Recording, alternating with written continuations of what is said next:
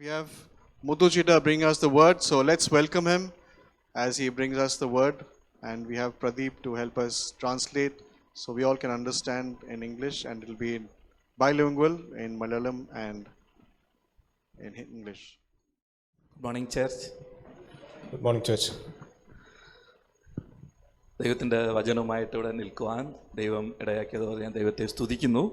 I'm so glad that I am able to stand before you with the word of God. ഇതൊരു വലിയൊരു സന്തോഷമാണ് ദൈവത്തിൻ്റെ വചനം ദൈവസഭയിൽ പ്രസംഗിക്കുക എന്നുള്ളത്. It is a great happiness that I can share the word in front of the whole congregation today. I am sorry, എനിക്ക് ഇംഗ്ലീഷിൻ്റെ ബുദ്ധിമുട്ടുള്ളത് കൊണ്ട് മലയാളത്തിൽ സംസാരിക്കുന്നു.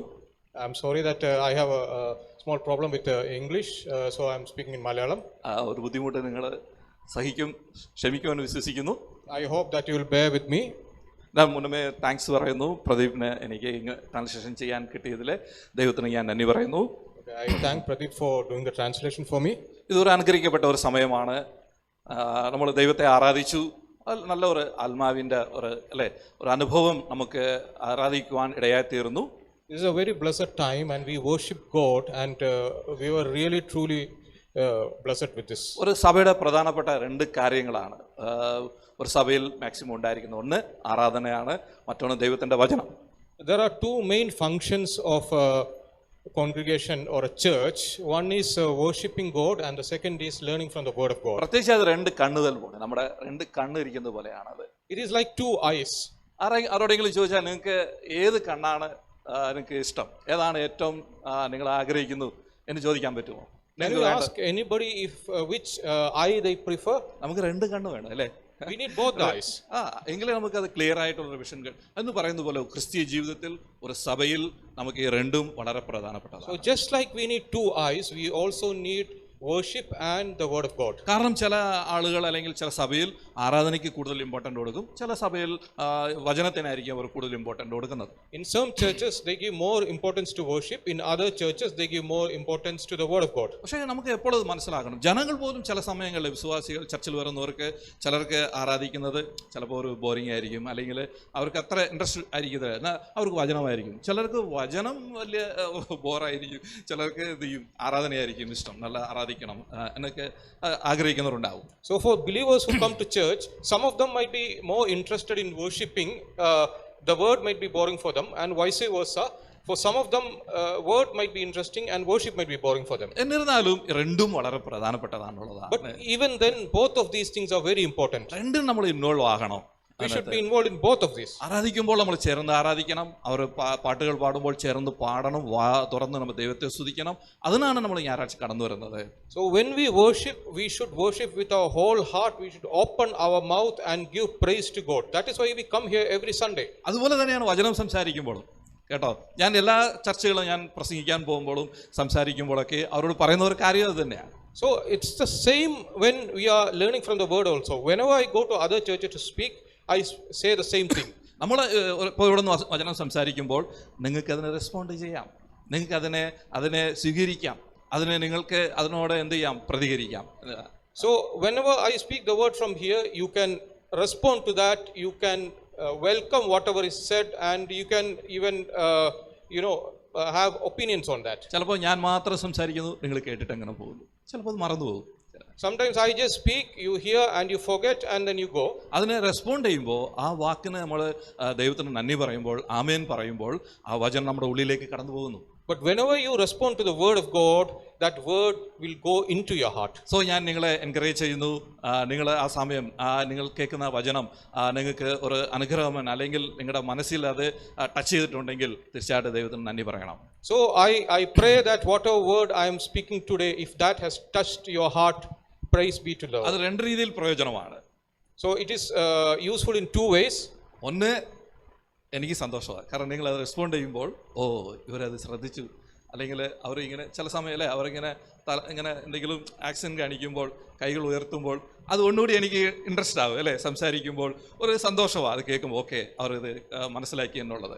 So first and foremost, I myself will be happy, because when you are responding to whatever I am teaching, then I will be reassured that whatever I am teaching, you are understanding that. മറ്റൊരു കാരണമുണ്ട്, എന്താണെന്ന് അറിയാമോ? There is another reason. Do you know what that is? നമ്മൾ respond ചെയ്യുമ്പോൾ ഉറങ്ങാതിരിക്കാൻ പറ്റും. Yeah, so whenever you respond, I am getting the reassurance that you are not sleeping. അതുകൊണ്ടാണ് ഞാൻ പറയുന്നത് നമ്മൾ ശ്രദ്ധിച്ചിരിക്കണം എന്നുള്ളതാണ്. So you please pay attention to whatever is being said here. Actually ഞാൻ തമിഴ്നാട്ടിലാണ് ജനിച്ചതും വളർന്നതും പഠിച്ചതും എല്ലാം Tamil ബാക്ക്ഗ്രൗണ്ടാണ്. So I was brought up and I had my basic education in Tamil Nadu. Hindu ബാക്ക്ഗ്രൗണ്ടാണ്. I am from a Hindu background. അങ്ങനെ ഞാൻ 1995 കേരളത്തിലേക്ക് വന്നു. So in 1995 I relocated to Kerala. ബിസിനസ്സിന് വേണ്ടി ടെക്സ്റ്റൈൽ ബിസിനസ് ആയിരുന്നു ഞങ്ങളുടെ ഫാമിലിയിൽ. അതിനു വേണ്ടിയാണ് ഞാൻ ഇവിടെ വന്നത്. So we have a textile business in our family and I came here to start that business. ഇവിടെ വന്നപ്പോഴാണ് എനിക്ക് കർത്താവിനെ രക്ഷകനായി സ്വീകരിക്കുവാൻ, യേശുവിനെ പറ്റി അറിയുവാൻ ഇടയായി തീർന്നത്. So when I came here only I came to know about Jesus Christ and I accepted him as Lord and Savior. 97 ഞാൻ സ്നാനപ്പെടുകയും ചർച്ചിനോട് ചേരുകയും ചെയ്തത്. So in 1997 I got baptized and I got attached to a church. അവിടെ അന്നു മുതൽ ഞാൻ ദൈവത്തിന്റെ കാര്യങ്ങൾ ചെയ്യുന്നത്. ഏതാണ്ട് 2001-2000 കാലഘട്ടം ആ സമയം മുതൽ ദൈവസഭയിൽ വചനം സംസാരിക്കുവാനും സഭയെ ശുശ്രൂഷിക്കാനുള്ള ഒരു ഭാഗ്യം എനിക്ക് ലഭിച്ചു എന്നുള്ളതാണ്. So from that time around 2000 onwards I am doing various ministries in these churches. അത് എനിക്കൊരു വലിയൊരു സന്തോഷം, ഒരു ഹൈന്ദവ പശ്ചാത്തലത്തിൽ നിന്ന് കർത്താവിനെ അറിയുവാൻ ഇടയാക്കിയത് എനിക്കൊരു വലിയൊരു സന്തോഷമായിട്ട് ഞാൻ കാണുന്നു. So it is a great joy to me, even though I am coming from a Hindu background, I came to know the Lord Jesus Christ. ഞാൻ ഒരു ചെറിയ ഇൻട്രൊഡക്ഷൻ തന്നുള്ളതേ ഉള്ളൂ. തുടർന്ന് ഇന്നത്തെ നമ്മുടെ വചനത്തിന് വേണ്ടി നമുക്ക് വചനത്തിലോട്ട് കടന്നു പോകാം. So I just gave you a small introduction. Now we will go into the word. 2 കൊരിന്ത്യർ 5:20 വാക്യത്തിൽ നിന്നാണ് ചില കാര്യങ്ങൾ ഞാൻ നിങ്ങളെ ഓർപ്പിക്കുകയും അതിൽ നിന്ന് നമുക്ക് ചില കാര്യങ്ങൾ പഠിക്കുകയും മനസ്സിലാക്കുകയും ചെയ്യാം. So today we will be learning from 2 Corinthians 5:20. We will learn a bit of details from that. ഇവിടെ അത് വായിക്കാനായിട്ട് സ്റ്റെഫി ഇവിടെ ഉണ്ട്, നമ്മളെ സഹായിക്കും. So Steffi will read that. 2 Corinthians 5:20. We are therefore Christ's ambassadors, as though God were making his appeal through us. We implore you on Christ's behalf, be reconciled to God. ഇവിടെ പറഞ്ഞ പൗലോസ്ലീഹയാണ് ഈ ലേഖനം എഴുതിയത്. നമുക്കറിയാം കൊരിന്ത്യർക്ക് എഴുതിയ ലേഖനം. അതിൽ കൊരിന്തോസ് സഭയിലെ പല പ്രശ്നങ്ങളും കാര്യങ്ങളും ഒരുപാട് എതിർപ്പുകളും കാര്യങ്ങളും അവിടെ ഉണ്ടായിരുന്നു. ദേശത്തിൻ്റെതായ പല പ്രതിസന്ധികളും ഉണ്ടായിരുന്നു. So we know that this 2 Corinthians has been written by Saint Paul. So this is a letter to the church in Corinth, and we know that there has been a lot of problems in this church. ആ സമയത്ത് ആ സഭ കടന്നുപോയ സാഹചര്യത്തിൽ ആ സഭയിലെ വിശ്വാസികളെ ഉത്തേജിപ്പിക്കുവാനായിട്ട്, അവരെ ഒന്ന് ബലപ്പെടുത്തുവാൻ, വിശ്വാസത്തിൽ ഉറച്ചു നിർത്തുവാനായിട്ട് പല വാക്കുകളും ഉപയോഗിച്ച് അവരെ ബലപ്പെടുത്തുന്നത് നമുക്ക് കാണാൻ സാധിക്കും. So when they were going through so much of trouble, we see that Saint Paul is encouraging them. അവരുടെ ജീവിതത്തിൽ പല പ്രശ്നങ്ങളുണ്ട്, പല തെറ്റുകളുണ്ടായിരുന്നു. കൊരിന്തോസിലെ വിശ്വാസികളുടെ ജീവിതത്തിൽ പല പ്രശ്നങ്ങളും പ്രതിസന്ധികളും ഉണ്ടായിരുന്നു. അവർ സ്വന്തമായുള്ള പ്രശ്നങ്ങളുണ്ട്, സഭയിലെ പ്രശ്നങ്ങളുണ്ടായിരുന്നു, ദേശത്തും പ്രയാസങ്ങളുണ്ടായിരുന്നു. So there was a lot of trials and tribulations in their midst, in that area, in the church, in their personal lives, everywhere there were problems. But എന്നിരുന്നാലും പൗലോസ്ലീഹ അവരെ ക്രിസ്തുവിൽ അവരെ ബലപ്പെടുത്തുന്നത് നമുക്ക് കാണാൻ സാധിക്കും. അവരെ ഓരോ വാക്യങ്ങളും പറഞ്ഞ് അവരെ ഉയർത്തി, ഒരിക്കലും അവരെ കുറ്റപ്പെടുത്തുകയോ അവരെ നിരാശപ്പെടുത്തുകയോ അല്ലെങ്കിൽ അവരെ തള്ളിക്കളയുകയോ ചെയ്യാതെ അവരെ ക്രിസ്തുവിൽ ഓരോ കാര്യങ്ങളും പറഞ്ഞ് ഉത്തേജിപ്പിക്കുന്നത് നമുക്ക് കാണാൻ സാധിക്കുന്നുണ്ട്. So whatever be the problems, we see that Saint Paul never discourages them, but he always encourages them and strengthens them in Christ. അങ്ങനെ പല വാക്കുകൾ, അവർ ക്രിസ്തുവിൽ ആരാണ്, അവരെ ദൈവം എന്തിനാണ് തെരഞ്ഞെടുത്തത്, അവർ എങ്ങനെയായിരുന്നു, അവരുടെ ജീവിതം എങ്ങനെ ആയിരുന്നു, ഇപ്പോൾ അവർ എങ്ങനെയാണ്, ക്രിസ്തു നമുക്ക് വേണ്ടി എന്താണ് ചെയ്തത് എന്നുള്ള പല കാര്യങ്ങൾ പറഞ്ഞ് അവരെ ബലപ്പെടുത്തുകയും അവരെ ഉയർത്തിക്കൊണ്ടുവരുന്നത് നമുക്ക് കാണാൻ സാധിക്കുന്നുണ്ട്. So he teaches them many things, what they were before, what they are now in Christ, and how Christ is helping them grow each and every day. അങ്ങനെ പറഞ്ഞു വരുന്ന കൂട്ടത്തിൽ പല കാര്യങ്ങൾ അവരെ പറ്റി, നിങ്ങൾ ക്രിസ്തുവിൽ പുതിയ സൃഷ്ടികളാണ്, അങ്ങനെ അവരെ പറ്റി ഉയർത്തി പറഞ്ഞതിന് ശേഷം പൗലോസ്ലീഹ അവരെ പറ്റി പറയുന്ന ഒരു വാക്കാണ്, നിങ്ങൾ ആരാ എന്നുള്ളതിനെ പറ്റി അവരെ പറയുന്ന വാക്ക്. എന്താണ് അവർ പറയുന്നത്? So after strengthening them in various things regarding Christ, then he comes to this point. Now what is he saying here? എന്താണ് ക്രിസ്തുവിന്റെ സ്ഥാനാപതികൾ എന്നാണ് അവരെ ഉദ്ദേശിപ്പിക്കുന്നത്. So here Paul addresses them as Christ ambassadors. ആദ്യം പൗലോസ് പറയുന്നത് താൻ ഒരു ദൈവത്തിന്റെ ഒരു സ്ഥാനാപതി ആയി നിന്നുകൊണ്ടാണ് ഞാൻ നിങ്ങളോട് സംസാരിക്കുന്നു എന്ന് പറയുന്നത് പോലെ പറയുന്നു.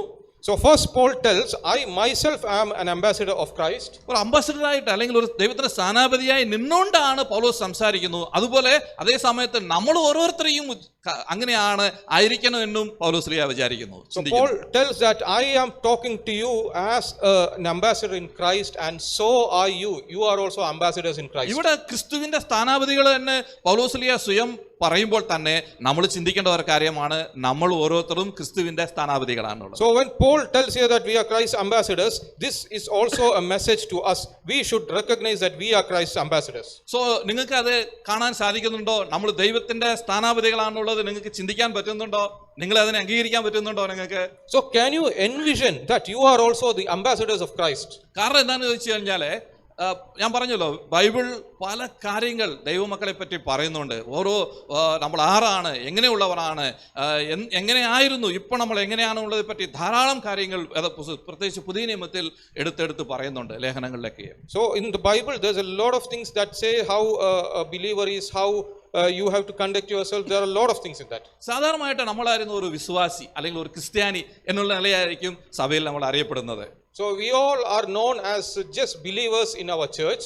പക്ഷെ വചനം ഒരിക്കലും നമ്മളെ ആ ഒരു രീതിയിൽ മാത്രം കാണുന്നതല്ല. അതിനേക്കാളും ഉയർന്നതായിട്ട് നമ്മളെ ദൈവത്താൽ നാം തെരഞ്ഞെടുക്കപ്പെട്ട ഒരു ജാതി, ദൈവത്തിന്റെ മക്കൾ, അല്ലെങ്കിൽ നമ്മൾ വീണ്ടെടുക്കപ്പെട്ട ഒരു കൂട്ടം, നമ്മൾ പുതിയ സൃഷ്ടി എന്നുള്ള രീതിയിൽ നമ്മൾ ഉയർത്തിക്കൊണ്ട് പറയുന്നത് കാണാൻ സാധിക്കും. But the word never sees us as mere believers.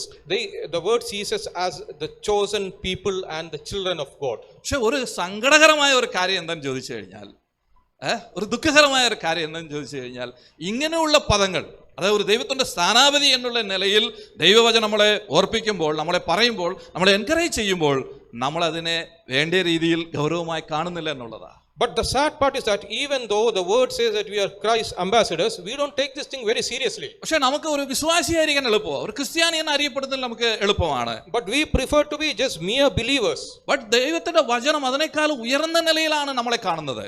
But the word of God sees us in a much higher standard. ഒരു സാധാരണ വിശ്വാസിയായിട്ട് ഞായറാഴ്ച വരുന്നു, ആരാധിക്കുന്നു, പാട്ട് പാടുന്നു, സഭയുടെ കാര്യങ്ങൾ ഇടപെടുന്നു, ഓഫറിങ്സ് കൊടുക്കുന്നു, കടന്നു പോകുന്നു. Just like a mere believer, you just come on a Sunday, you just attend the service, you put some offering and then you go back home. അങ്ങനെയുള്ള ഒരു കാര്യത്തിന് വേണ്ടി മാത്രമല്ല കർത്താവ് നമ്മളെ വിളിച്ചത്. We are not called only for that. ആ ഒരു കാര്യത്തിന് വേണ്ടി അല്ല യേശുക്രിസ്തുവിന്റെ ജീവനെ നമുക്ക് മറുവിലയായി കൊടുത്തത്. Christ did not die just for that.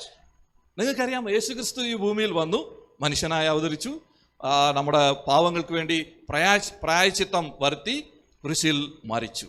So we all know that Christ came to this earth as a man and he died for all our sin on the cross. പല കാര്യങ്ങൾ യേശു എന്തിനാണ് മരിച്ചു എന്നുള്ളതിനെ പറ്റി, സപ്പോസ് ഞാൻ ഒരു ചോദ്യം ചോദിക്കാം, എന്തിനാണ് യേശു ക്രിസ്തു മരിച്ചു നിങ്ങളോട് ചോദിച്ചാൽ നിങ്ങൾ എന്ത് ആൻസർ പറയും? So if I ask you a question, why did Christ die for us? What would be your answer? എന്തായിരിക്കും നമ്മുടെ answer? What would it be?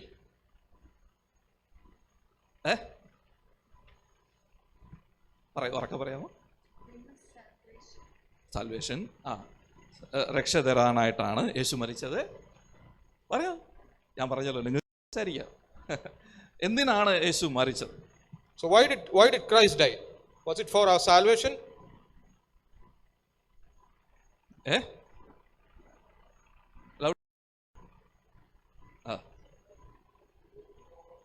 യേശുവിന് വേണ്ടി ജീവിക്കാൻ വേണ്ടിയാണ് യേശു നമുക്ക് വേണ്ടി മരിച്ചത്.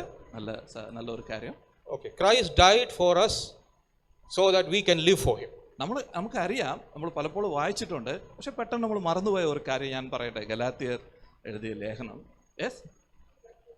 Represent here, okay, reconcile to God, ദൈവമായിട്ട് നിറക്കാനായിട്ട് ഒരു കാര്യം ഞാൻ നിങ്ങളെ ഓർപ്പിക്കട്ടെ. Let me just remind you one thing. All absorb our sins. Very good. അത് അല്ലേ? എന്നാൽ ഒരു കാര്യം ഞാൻ നിങ്ങളെ ഓർപ്പിക്കാം. ചിലപ്പോൾ അത് നിങ്ങൾക്ക് ഒരു പുതിയൊരു കാര്യമായിരിക്കാം, ഒരുപക്ഷെ നിങ്ങൾക്ക് കേട്ടിട്ടുണ്ടാവാം, പക്ഷേ നമ്മളത് ചിലപ്പോൾ അത് നമ്മുടെ ഓർമ്മയിൽ പെട്ടെന്ന് ഞാൻ ചോദിച്ചപ്പോൾ വന്ന് കാണത്തില്ല. നിങ്ങൾ പറഞ്ഞ ആൻസേഴ്സ് എല്ലാം കറക്റ്റാണ്, പക്ഷേ ഇവിടെ എന്താ പറയുന്നത് അറിയാമോ? ഗലാത്യർക്ക് എഴുതിയ ലേഖനത്തിലെ 1:4 പറയുന്നത്. So in whatever answers you said is right, but I would like to point out one more thing from Galatians 1:4. who gave himself for our sins to rescue us from the present evil age according to the will of our God and Father. കേട്ടോ നിങ്ങൾ അല്ലേ, നമ്മൾ വായിച്ചിട്ടുണ്ടാവും, പക്ഷെ പെട്ടെന്ന് ചിലപ്പോൾ നമുക്ക് അത് നിങ്ങൾക്ക് മനസ്സിൽ വന്നിട്ടില്ലായിരിക്കും. So we have read about this. യേശു മരിച്ചത് അവിടെ പറയുന്നുണ്ട്. Yeah, we have read about this, but this probably didn't come to your mind. Why did Jesus die? It is mentioned here. Who gave himself for our sins to rescue us from the present evil age. അല്ലെങ്കിൽ ഈ ലോകത്തിൽ, ഈ ദുഷ്ട ലോകത്തിൽ നിന്ന് നമ്മളെ വിടുവിക്കുവാനായിട്ട്. So he died to rescue us from this evil world. So ഞാൻ പറഞ്ഞു ദൈവമക്കളെ, അതായത് ചില കാര്യങ്ങൾ ഇതിനു വേണ്ടിയുമാണ് യേശു മരിച്ചത്. നമ്മൾ പറഞ്ഞ കാര്യങ്ങൾക്ക് വേണ്ടി യേശു മരിച്ചു എന്നുള്ളത് മാത്രമല്ല, ഈ ദുഷ്ട ലോകത്തിൽ നിന്ന് നമ്മളെ വിടുവിക്കുവാനായിട്ടാണ് കൂടിയാണ് യേശു മരിച്ചു എന്നുള്ളത് ഓർത്തോളണം. So in addition to all the answers you said, we have to understand that Jesus died to rescue us from this evil ഇത് world. പറയാൻ കാരണം തന്നെ അറിയാമോ? ഞാനിത് പറയാനായിട്ട് എന്താണെന്ന് വെച്ചാൽ, നമ്മൾ ആദ്യം വായിച്ചല്ലേ കൊരിന്ത്യ ലേഖനത്തിലെ 5:20 വായിച്ചത്, നമ്മളെ ദൈവം സ്ഥാനാപതിയായിട്ടാണ് കാണുന്നത്. ദൈവത്തിൻ്റെ റെപ്രസെൻറ്റേറ്റീവ്, ഇവിടെ പറഞ്ഞല്ലേ, ദൈവത്തെ റെപ്രസെൻറ്റ് ചെയ്യുവാനായിട്ട്, ദൈവത്തിൻ്റെ അംബാസഡറായിട്ടാണ് ദൈവം നമ്മളെ കാണുന്നത്. So we learn from 2 Corinthians that Christ sees us as his ambassadors. But നമ്മൾ അതിനെ എന്ത് ചെയ്യുന്നില്ല, ആ രീതിയിൽ നമ്മുടെ ജീവിതത്തെ ക്രമീകരിക്കുവാണോ, അതിനെപ്പറ്റിയുള്ള ഒരു ഗൗരവമായ രീതിയിൽ അതിനെ ചിന്തിക്കുവാനോ നമുക്ക് സാധിക്കുന്നില്ല, അല്ലെങ്കിൽ നമ്മൾ ചിന്തിക്കുന്നില്ല എന്നുള്ളതാണ്. But we don't take that role very seriously. ഇത് മാത്രമല്ല ദൈവമക്കളെ, ഞാൻ പറയുന്നത് ഒന്ന് രണ്ട് കാര്യം കൂടി ഞാൻ പറയാം. ദൈവവചനത്തിൽ മത്തായി സുവിശേഷത്തിൽ 28-ാം അധ്യായത്തിൽ പ്രത്യേകം യേശു കർത്താവ് പറഞ്ഞ ഒരു കാര്യമുണ്ട്. നമ്മളെ എന്ത് ചെയ്യണമെന്നുണ്ട് അല്ലേ? ലോകമെങ്കും പോയി നമ്മൾ എന്ത് ചെയ്യണം? സുവിശേഷം അറിയിക്കണം, കർത്താവിൻ്റെ വചനങ്ങളെല്ലാം അവരെ ഉപദേശിപ്പിക്കണം, സ്നാനപ്പെടുത്തണം, എന്നിട്ട് അവർ എന്ത് ചെയ്യണമെന്നാണ് പറഞ്ഞിരിക്കുന്നത്? ശിഷ്യന്മാരാക്കണമെന്ന് പറഞ്ഞിരിക്കുന്നത്. So in the Gospel of Matthew, the Lord says that we should go to the ends of the earth and we should speak the gospel to all the nations and we should make disciples out of them. പക്ഷെ നമ്മൾ ആ ഒരു ലെവലിൽ ചിന്തിക്കുന്നുണ്ടോ? ഇന്ന് ക്രിസ്ത്യാനിയിലെ നമുക്ക് നോക്കിയാൽ, സഭകളിൽ നോക്കിയാൽ, വളരെ കുറച്ച് സഭകൾ മാത്രമാണ് ആ ഒരു ശിഷ്യത്വത്തെക്കുറിച്ച് സംസാരിക്കുകയും പഠിപ്പിക്കുകയും ആ ലെവലിൽ, ആ രീതിയിൽ ആളുകളെ കൊണ്ടുവരികയും ചെയ്യുന്ന വളരെ കുറവാണുള്ളതാണ്. But these days it's sad to see that many churches don't give any importance to making disciples. അതെ, ഇന്ന് സഭയിൽ നോക്കിയാലും വിശ്വാസികളായിരിക്കാം ചർച്ചിൽ വരുന്നവർക്ക്, മെമ്പേഴ്സിന്, പക്ഷേ ഒരു ശിഷ്യത്വത്തിലേക്ക് കടന്നു വരുവാൻ, ഒരു ശിഷ്യനായിരിക്കുവാൻ, അല്ലെങ്കിൽ ശിഷ്യന്മാരെ നേടുവാനായിട്ടുള്ള കാര്യങ്ങളിലേക്ക് വരുമ്പോൾ നമ്മൾ അത്രയും സീരിയസ്നെസ് കൊടുക്കാറില്ല. So if you look into many churches, we see that it's full of believers, but there are very less disciples, and we are not interested in making more disciples. ഒരു ശിഷ്യനെ വാർത്തെടുക്കുക എന്നുള്ളതിനെ, അങ്ങനെയുള്ള കാര്യത്തെ ദൈവത്തിൻ്റെ വചനം അത്രയും ശക്തമായി പറയുമ്പോൾ, യേശു കർത്താവ് ഭൂമിയിൽ നിന്ന് ഉയരങ്ങളിലേക്ക് പോകുമ്പോൾ തൻ്റെ ശിഷ്യന്മാരോട് പറഞ്ഞ ഏറ്റവും പ്രധാനപ്പെട്ട ഒരു കാര്യമാണ് നിങ്ങൾ ശിഷ്യന്മാരായിരിക്കുക എന്നുള്ളത്, ശിഷ്യന്മാരെ നേടുക എന്നുള്ളത്. So when the Lord ascended to heaven, he told his disciples this very important things: you have to make more disciples. അതുപോലെ തന്നെ വേറൊരു പ്രത്യേക ഒരു കാര്യം കൂടി ഉണ്ട്. ദൈവത്തിൻ്റെ വചനം നമ്മളെ ഓർപ്പിക്കുന്നത് പത്രോസിൻ്റെ ലേഖനത്തിലെ 1 പത്രോസിൻ്റെ 2-ാം അധ്യായം അതിന് 9-ാം വാക്യത്തിൽ ഇങ്ങനെ പറയുന്നുണ്ട്, നമ്മൾ ആരാന്നുള്ളതിനെ പറ്റി അല്ലേ. ഒരു ദൈവജനം, സഭയിൽ വരുന്ന ഒരു മകൾ, അവൾ ആരാന്നുള്ളത്? രാജകീയ പുരോഹിത വർഗം എന്ന് പറയുന്നുണ്ട്. So in the Peter's epistle, it says that who are we? As believers, we are royal priestly class. അങ്ങനെ ഒരു വാക്ക്, രാജകീയ പുരോഹിതവർഗം, റോയൽ പ്രീസ്റ്റ്ഹുഡ് എന്ന് പറയുന്ന ഒരു വാക്ക് ബൈബിളിൽ ഇല്ല. അങ്ങനെ ഒരു പദവിയില്ല. So there is nothing standard like a royal priesthood in the Bible. അങ്ങനെയില്ല. പക്ഷേ ദൈവത്തിന്റെ വചനം നമ്മൾ പറയുന്നുണ്ട്, രാജകീയ, ഒന്ന് രാജാവായിരിക്കണം അല്ലെങ്കിൽ പുരോഹിതനായിരിക്കണം. So it's what it means here is either you should be a king or you should be a priest. പക്ഷേ ഒരേ സമയത്ത് രണ്ടുപേർക്ക് എന്ത് ചെയ്യാൻ പറ്റത്തില്ല? രാജാവായിരിക്കാൻ പറ്റത്തില്ല, പുരോഹിതനായിരിക്കാൻ പറ്റത്തില്ല. So at the same time a person cannot be a king and a priest. Bible നോക്കിയാലേ 1-2 പേർ മാത്രം ബൈബിളിൽ അങ്ങനെ രാജകീയ പുരോഹിതനായി ഉണ്ടായിരുന്നതായിട്ട് നമ്മൾ കാണുന്നുണ്ട്. In Bible we see only 1 or 2 people who were king and a priest at the same time. അത് അറിയാമോ? Do you know who that is? Any guess? മെൽക്കിസദേക്ക്. പഴയ നിയമത്തിൽ നമ്മൾ കാണുന്നത് ഒറ്റ ഒരാൾ മാത്രം. അവൻ ഒരേ സമയത്ത് രാജാവായിരുന്നു, അതേ സമയത്ത് പുരോഹിതനായിരുന്നു. പക്ഷെ വേറെ ആരെയും ദൈവം അനുവദിച്ചിട്ടില്ല, വേറെ ആരും അങ്ങനെയുള്ള ഒരു പദവി എടുത്തിട്ടില്ല. ഒന്ന് രാജാവായിരിക്കണം അല്ലെങ്കിൽ പുരോഹിതനായിരിക്കണം. Okay, in the Old Testament, we see that Melchizedek was the only person who was a king as well as a priest. And nowhere else we see a person who is king and a priest together. മറ്റൊരാൾ ആരായിരിക്കും? Who is the second person? യേശുക്രിസ്തു.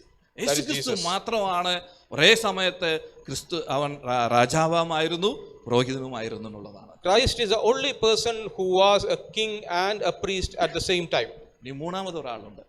Now there is a third person as well. Any guess? Any guesses? Very good. നമ്മൾ ഓരോരുത്തരെയും നമ്മളെയാണ് ദൈവത്തിന്റെ വചനം പറയുന്നത് ഇങ്ങനെയുള്ള ഒരു പദവി നമുക്ക് തന്നിരിക്കാനുള്ളതാ. So the word clearly says that you have also been given this royal priesthood. നിങ്ങൾക്ക് വിരോധമില്ലെങ്കിൽ അടുത്തിരിക്കുന്നവരോട് കൊണ്ട് പറയാമോ, ഡിയർ രാജകീയ പുരോഹിതനെ എന്ന് So can വിളിക്കാമോ? you tell your neighbor you are a royal priest?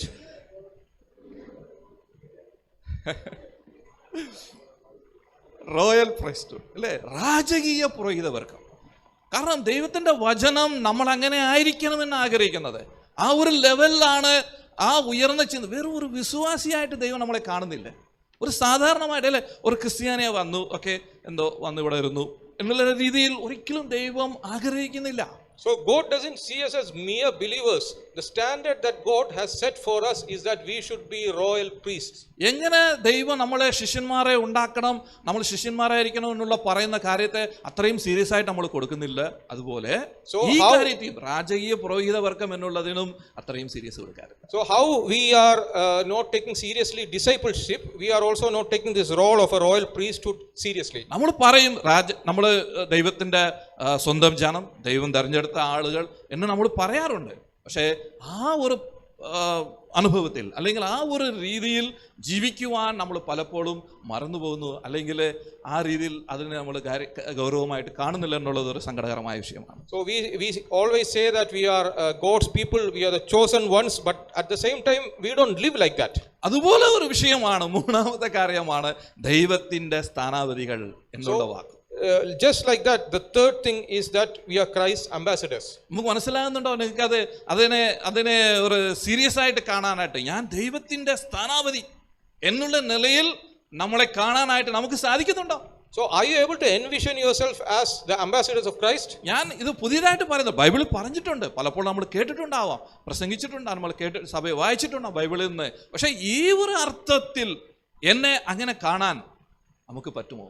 So you must have read many times in the Bible, but are you able to really envision this? ഞാൻ ഒരു കാര്യം പറയട്ടെ, നിങ്ങൾ വിശ്വസിച്ചാലും വിശ്വസിച്ചില്ലെങ്കിലും, So let me tell you one thing, even if you believe it or not, നിങ്ങൾ മനസ്സിലാക്കിയാലും മനസ്സിലാക്കിയില്ലെങ്കിലും, even if you understand or not, നിങ്ങൾ അംഗീകരിച്ചാലും അംഗീകരിച്ചില്ലെങ്കിലും, even if you accept or not, സ്വർഗം അല്ലെങ്കിൽ ദൈവം നമ്മളെ കാണുന്നത് ദൈവത്തിന്റെ സ്ഥാനാപതികളായിട്ടാണ്. God always sees us as his ambassadors. അത് സന്തോഷമല്ലേ നമുക്ക്? Isn't that joy? നമ്മളെ ഒരു ദൈവം ആ ഒരു വലിയൊരു ശുശ്രൂഷയ്ക്ക് വേണ്ടിയാണ് നമ്മളെ തെരഞ്ഞെടുത്തതും വിളിച്ചിരിക്കുന്നുള്ളത് നമ്മൾ മറന്നു പോകരുത്. അത് ഞാൻ ഓർപ്പിക്കുകയാണ് ചെയ്യുന്നത്. So God has chosen us for such a big job. So let us not forget that. നമുക്ക് ഈ സ്ഥാനാപതി എന്ന നിലയിൽ ഒന്ന് രണ്ട് കാര്യങ്ങൾ ഞാൻ നിങ്ങളെ ഓർപ്പിക്കാനായിട്ട് ആഗ്രഹിക്കുന്നു ഇന്ന് വരുന്ന കുറച്ച് സമയം. So I would like to remind you in the remaining time what is our duties as Christ's ambassadors. നമുക്ക് ലോകപരമായിട്ട് നമുക്ക് നോക്കുവാണെങ്കിൽ തന്നെ, ചിന്തിക്കുവാണെങ്കിൽ തന്നെ, ഇവിടെ നമ്മുടെ രാജ്യത്തിൽ തന്നെ ആരുണ്ടാവുക? ഈ അംബാസഡർമാരുണ്ടായിരിക്കും അല്ലേ? നമുക്കറിയാമത്. ഏതെങ്കിലും ഒരു ഇങ്ങനെയുള്ള രാഷ്ട്രീയപരമായുള്ള കാര്യങ്ങൾ ആവശ്യങ്ങളുണ്ടെങ്കിൽ നമ്മൾ എന്ത് ചെയ്യും? ആരുടെ അടുക്കലേക്ക് പോകും? ഈ സ്ഥാനാപതികളുടെ അടുക്കൽ അല്ലെങ്കിൽ അംബാസഡേഴ്സിന്റെ അടുക്കലേക്ക് നമുക്ക് കടന്നു പോകാൻ സാധിക്കും. So we all know that each and every nation they have their own ambassadors. ഓരോ രാജ്യത്തിന്റെയും അതതിൻ്റെതായ അംബാസഡർമാർ ഉണ്ടായിരിക്കും. So every nation will have their own ambassadors. നമ്മുടെ ഇന്ത്യയിലും അംബാസഡർമാരുണ്ട്. എത്ര പേരെന്ന് ഒന്ന് ഗസ് ചെയ്യാമോ? In India also we have ambassadors. Do you know how many people? അറിയാമോ എത്ര പേർ നമ്മുടെ ഇന്ത്യ രാജ്യത്തിന് വേണ്ടി പ്രതിനിധികളായിട്ട് വിവിധ രാജ്യങ്ങൾ? ഒരു കാര്യം ഓർക്കണം അല്ലേ, അംബാസഡർ ഒരിക്കലും ആ സ്വന്തം രാജ്യത്തിലായിരിക്കത്തില്ല അല്ലേ. ഈ സ്ഥാനാപതികൾ നമ്മളായിരിക്കുന്ന ഈ രാജ്യത്തിലായിരിക്കുന്നുണ്ടല്ല, അവർ എവിടെയായിരിക്കും? മറ്റൊരു രാജ്യത്തിലായിരിക്കും. So as you all know, ambassadors are not in their home country. They will go to the other countries and they will be stationed there. അങ്ങനെ നമ്മുടെ ഇന്ത്യയിൽ നിന്ന് വിവിധമായ രാജ്യങ്ങളിലായിരിക്കും 124 അംബാസഡർമാർ വിവിധ രാജ്യങ്ങളിൽ പോയിരിക്കുന്നു. So India has 124 ambassadors all across nations in the world. ഗൂഗിളിൽ ഞാൻ search ചെയ്തപ്പോൾ ഇതൊരു പഴയ ഒരു കണക്കാണ്, പുതിയത് ചിലപ്പോൾ കൂടിയിട്ടുണ്ടാവാം, എനിക്കറിയത്തില്ല. So I searched Google and I got this figure. I don't know whether it's true at the moment. അപ്പോൾ നമുക്കൊരു കാര്യം മനസ്സിലാക്കണം. ഈ അംബാസഡർ എന്ന നിലയിൽ നമുക്ക് നമ്മൾ ലോകപരമായിട്ട് രാഷ്ട്രീയപരമായിട്ട് ചിന്തിച്ചാൽ തന്നെ പ്രത്യേകിച്ച് അവർ രണ്ട് കാര്യം നമുക്ക് മനസ്സിലാക്കിയിരിക്കണം. So when we look at ambassador, we should understand two things in the worldly way. ഒന്ന്, അവർ ഒരു രാജ്യത്തിന്റെ പ്രതിനിധിയാണ്. First and foremost, they are a nation's representative. അവർ പൂർണ്ണമായി ആ ദേശത്തിന്റെ കാര്യങ്ങൾ മാത്രം റെപ്രസെന്റ് ചെയ്യുന്ന ആളുകളാണ്. They represent only that nation's interest. വേറെ ഒരു കാര്യത്തിനും അവർക്ക് റെപ്രസെന്റ് ചെയ്യാൻ പറ്റത്തില്ല. They don't represent anything else. അവർക്ക് പ്രത്യേകിച്ച് ഒരു കാര്യമുണ്ട്. ഇപ്പൊ നമ്മുടെ ഇന്ത്യൻ അംബാസഡർ ചിലപ്പം UK-ലെ അവിടുത്തെ തലസ്ഥാനത്തിലായിരിക്കും, അവർക്കൊരു ഓഫീസ് ഉണ്ടായിരിക്കും. So for example, the Indian ambassador for UK, he may be in the capital London there and he may have an office there. അവരുടേതായ ആ സ്ഥലത്ത്, അവരുടെ ആ ഓഫീസിലെ എംബസി അവിടെ അതിനകത്ത് ഈവൻ അവിടുത്തെ ആളുകൾ വരണമെങ്കിൽ പോലും പെർമിഷൻ ചോദിച്ചേ വരാൻ പറ്റത്തുള്ളൂ. So even if the citizens of UK will have to come to this office or embassy, they first have to get permission of this ambassador. പക്ഷെ ഒരിക്കലും അവരെ ആ രാജ്യത്താണെങ്കിലും അവർ ആർക്ക് വേണ്ടിയായിരിക്കും പ്രവർത്തിക്കുന്നത്, ആർക്ക് വേണ്ടിയായിരിക്കും അവർ റെപ്രസെന്റ് ചെയ്യുന്നത്? ഇന്ത്യക്ക് വേണ്ടിയായിരിക്കും. So even if they are in the UK, they will be working for the interests of our nation India. So അതുപോലെ തന്നെയാണ് നമ്മളും. ദൈവം നമ്മളെ സ്ഥാനാപതി അല്ലെങ്കിൽ അംബാസഡർ എന്ന് പറയുമ്പോൾ നമ്മൾ ആരെയാണ് റെപ്രസെന്റ് ചെയ്യുന്നത്?